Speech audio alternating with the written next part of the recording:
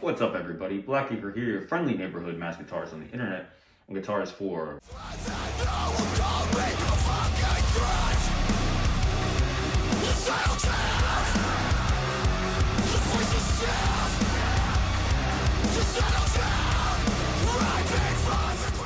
convent. In real life, today we are shooting out the beautiful Gibson Les Paul Standard 60s AAA top in an unburst finish versus the EPIPHONE Les Paul Custom Jerry Cantrell Wino in wine red. We're going to find out, is it worth spending 3 times more to get the sound out of this guitar, or will you be okay playing an EPIPHONE? Let us find out. I'll check in with you guys after the video to let you know my personal opinions on these guitars. Be sure to use my link, and by doing so, you'll be supporting the channel as I get a kickback for the guitars or any purchase you make of any of the gear, picks, strings, cabinets, any of the links in the pinned comment. I will receive a kickback, and you'll be supporting the channel by picking up gear you already would. This is like a workout. Alright guys, peace.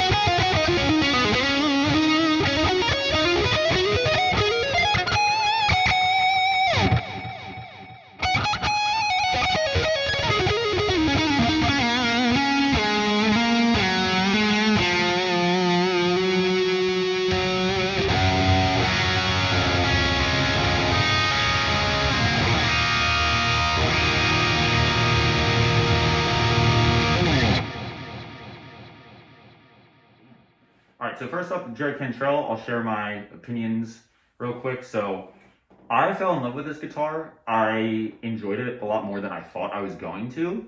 I think the price point is good for these days. I said in my unboxing that I don't love the ebony fretboard, and that's just a personal preference. I think it looks stunning, it sounds great, and to be honest with you, after playing it up for a while, I kind of got used to it. It's really not that big of a deal. I do like feeling the wood grain under my fingers when I play for rosewood, but it would not deter me from getting this guitar. I would highly recommend this if you're looking for a really solid guitar in your early days of playing. That's going to inspire you, or if you're on more of a budget and don't want to spend $2,000, $3,000 on a Gibson Les Paul, this is a great alternative. It would be great for a backup guitar. I would dig it live. You do have some tuning issues that I think you'd come to expect with a guitar of this price point. However, the features are great, and I really liked this overseas version of the 498T. I believe the Epiphone one's just called the 98T. It sounds great, and to be honest with you, I'm thinking of getting a Gibson Les Paul Standard and then putting in a 498T or, a kind of hotter PAF pickup other than what the stock pickup is. Although I did like the pickup a lot, and I will get to that. All right, and then of course we have the Gibson Les Paul Standard 60s in this gorgeous unburst AAA top. So I'm gonna keep it 100% honest with you guys, as I always do. I got this guitar in partially because I'm at the point in my life where I want a Gibson Les Paul Standard. I thought I wanted a AAA top, but the more I played it, as I was falling in love with it, I also was afraid to ding it up. Which, if you watch the channel or you've seen me live, I like to move around. I like to play my guitars with passion. So I don't want to be worried about dinging this thing up. So I'm going to send this one back and try out the standard faded Les Paul 60s. So yes, this is a gorgeous guitar. This is a very luxury feeling guitar. However, the issue I had with it is the setup wasn't great on it, to be honest with you. The G string, which is a common problem with Gibsons, I feel like, was not staying in tune very well, but it also just wasn't set up that well. I feel like for a luxury guitar, you should expect to have everything done for you, and it did have the inspection, everything checked off, and the setup. They said they set it up, but yeah, I gotta be honest, that was pretty disappointing. Yeah, I'm sure I could have gone in there and fixed it, but just for the price, I think you should not have to do anything out of the box for this. Or at the very most, take it to your buddy if you want thicker strings and have it set up for that. But the action's beautiful, it sounds great, it plays great, it looks great, but that just bugged me a little bit. For $3,000, I don't think you should have to deal with that. This is my opinion. Like I said, with the Epiphone, the pickups are different. These are more classic, lower output, and they sound so pretty. I mean, you heard it in the video, but there's just this chime and earthy quality to it, and it's really beautiful. It opens up with the overdrive, but with the Cantrell, like I said, I don't know, maybe I want a hotter pickup. So obviously this isn't a direct comparison shootout between this guitar and that guitar. It's kind of just a high-end Gibson versus a higher-end Epiphone. To be fair, we're doing a shootout, so let me pick a winner. I'm going to pick the Jerry Cantrell. As far as value, sound, all that stuff, I don't think the Gibson is worth over 3 times as much as this guitar. If we're going just straight up shootout, I'm going this guitar if I had to pick one.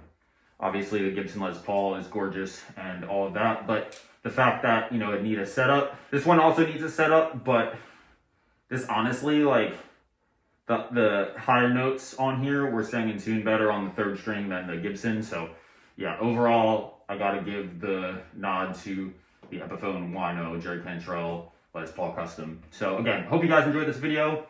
Let me know what you guys think in the comments. Do you prefer the Gibson or the Epiphone? Would you rather buy the Gibson or the Epiphone? Let me know.